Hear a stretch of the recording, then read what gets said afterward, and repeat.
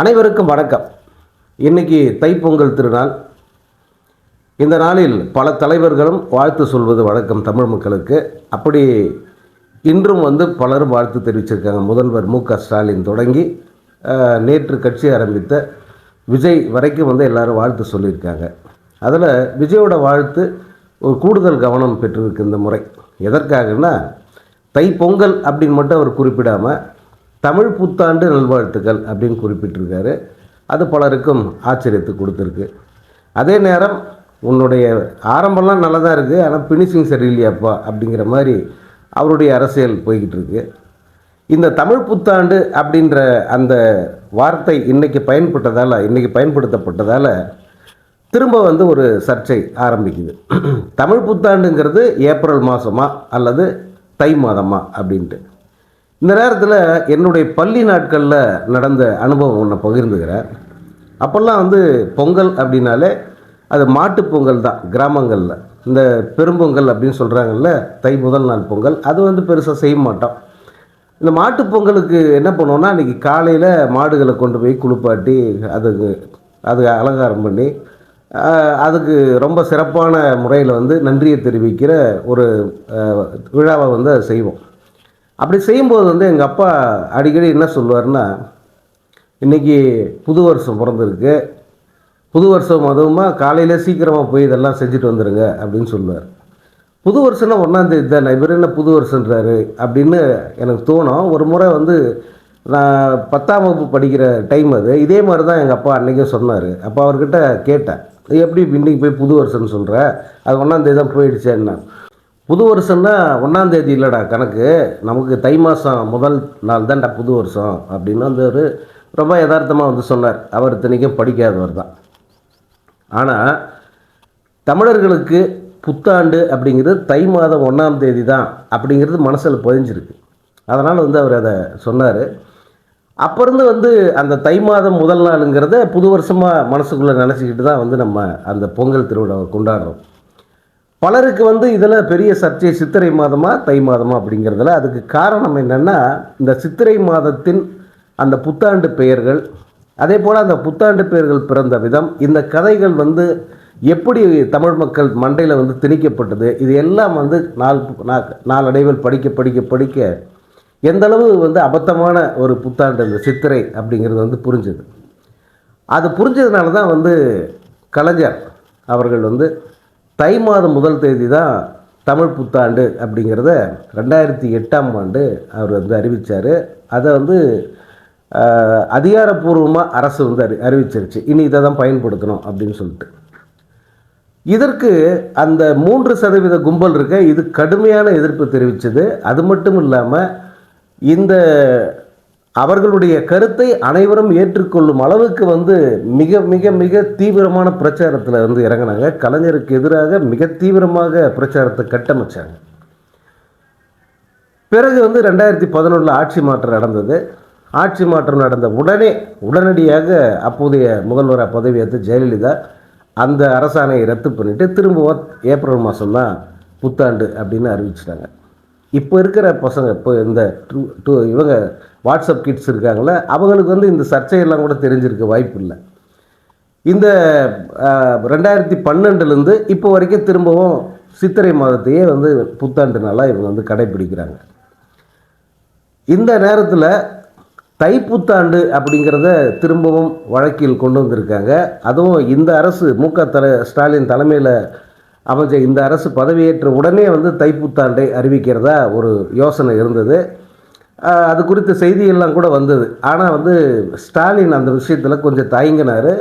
இப்போ வரைக்கும் அதை அறிவிக்கலை. ஆனாலும் திமுக தலைவர்கள், திராவிட தலைவர்கள் பலரும் இந்த தை மாத முதல் நாள் தான் தமிழர்களுக்கு புத்தாண்டு அப்படிங்கிறத நினைவுறுத்தும் விதமாக தங்கள் வாழ்த்துக்களை தமிழ் புத்தாண்டு வாழ்த்துன்னே தை மாதத்தில் சொல்ல ஆரம்பிச்சிருக்காங்க. இந்த இடைப்பட்ட காலம் பாருங்கள், ஒரு 14 ஆண்டு காலம், 13 ஆண்டு காலம். இந்த 13 ஆண்டு காலத்தில் பெருமளவு இந்த தமிழ் புத்தாண்டு தை மாதத்தில் அப்படிங்கிறது பேசாமல் இருந்தாங்க.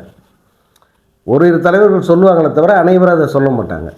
ஆனால் இப்போது வெளிப்படையாக பல தலைவர்களும், அதான் நேற்று கட்சி ஆரம்பித்த விஜய் உள்ளிட்ட பலரும் வந்து தை மாதம் முதல் நாள் தமிழர் புத்தாண்டு அப்படின்னு வந்து அவங்க சொல்ல ஆரம்பிச்சிருக்கிறது உண்மையிலே வந்து மகிழ்ச்சியாக இருக்குது.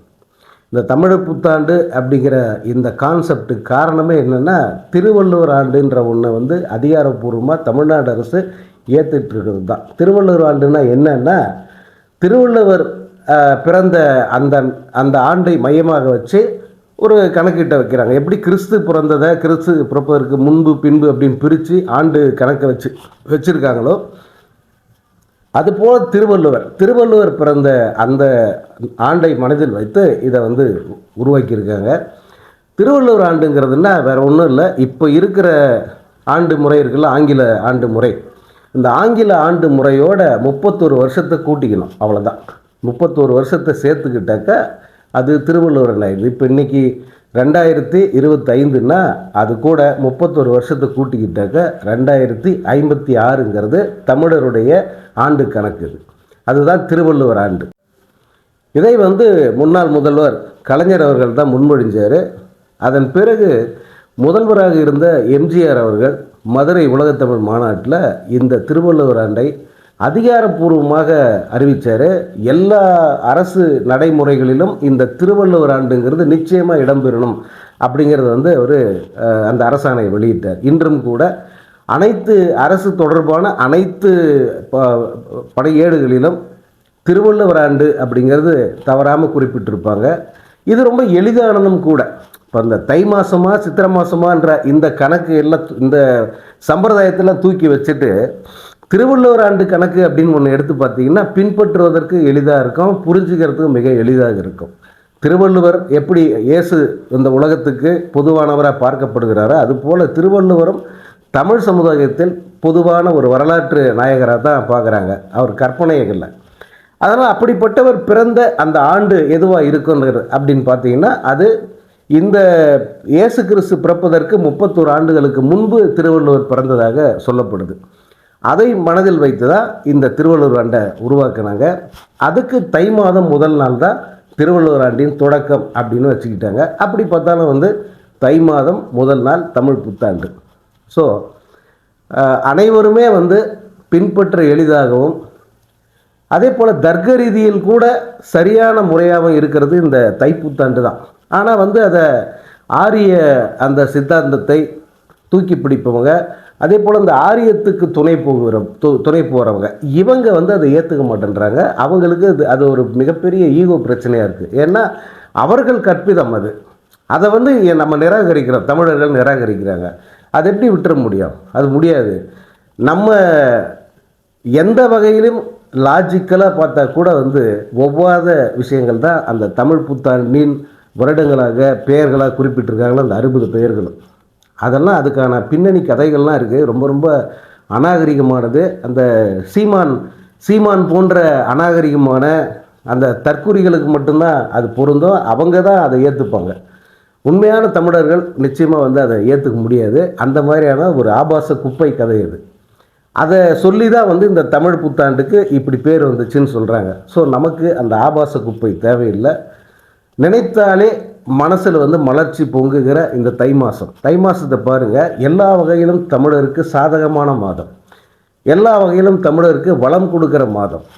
அதனால் அந்த மாதத்தை வந்து ஆண்டின் தொடக்கமாக வச்சுக்கிறது வந்து எல்லா வகையிலுமே வந்து நல்லது. அது பக்திமான்களாக இருக்கட்டும், பகுத்தறிவாளர்களாக இருக்கட்டும், யாராக இருந்தாலும் இந்த தை மாதம் முதல் நாளை ஆண்டின் தொடக்கமாக வச்சுக்கிறதுங்கிறது மனசுக்கு வந்து நிறைவை தருகிற ஒரு விஷயம். அப்படி ஒரு நிறைவு தமிழர்களுக்கு வரக்கூடாது அப்படிங்கிறது தான் இந்த ஆரிய கூட்டத்தோட ஒரே எண்ணமாக இருக்குது. அதனால தான் வந்து அவங்க அந்த ஏப்ரல் 14ஆம் தேதி, அதாவது சித்திரை 1ஆம் தேதியை வந்து அவங்க தமிழ் புத்தாண்டை அவங்க வந்து கடைப்பிடிக்கணும்னு சொல்கிறாங்க. அதை ஒரு சித்திரை நாள் கொண்டாட்டமாக நம்ம எடுத்துகிட்டு போகலாம். ஏன்னா வசந்த காலத்தின் தொடக்கம். அதனால் அது சித்திரை திருவிழாவே நம்ம வச்சுக்கலாம். அது மாதிரி வந்து நம்ம முன்னோர்கள் கொண்டாடி இருக்காங்க. தை மாதத்தை ஆண்டின் தொடக்க நாளாக தமிழர்கள் ஒவ்வொருவரும் வந்து நினைக்கணும். கலைஞர் வந்து அதை சட்டம் போட்டு எப்படியாவது வந்து தமிழர்கள் மத்தியில் அதை நிலைச்சி நிற்க வைக்கணும்னு முயற்சி பண்ணார். அதை வந்து இந்த ஆரிய கூட்டம் தோக்கடிச்சுது. அன்னைக்கு வேணால் தோற்றுருக்கலாம் அது. ஆனால் இன்றைக்கி இந்த 13 வருஷத்துக்கு அப்புறமா அப்போ பார்க்கும்போது பலரும் பரவலாக மீண்டும் வந்து தமிழ் புத்தாண்டு தை மாதம் தான் அப்படின்னு சொல்ல ஆரம்பிச்சிட்டாங்க. ஸோ நல்லது நடந்தே தீரும் அப்படிங்கிறதுக்கு இது ஒரு உதாரணம்.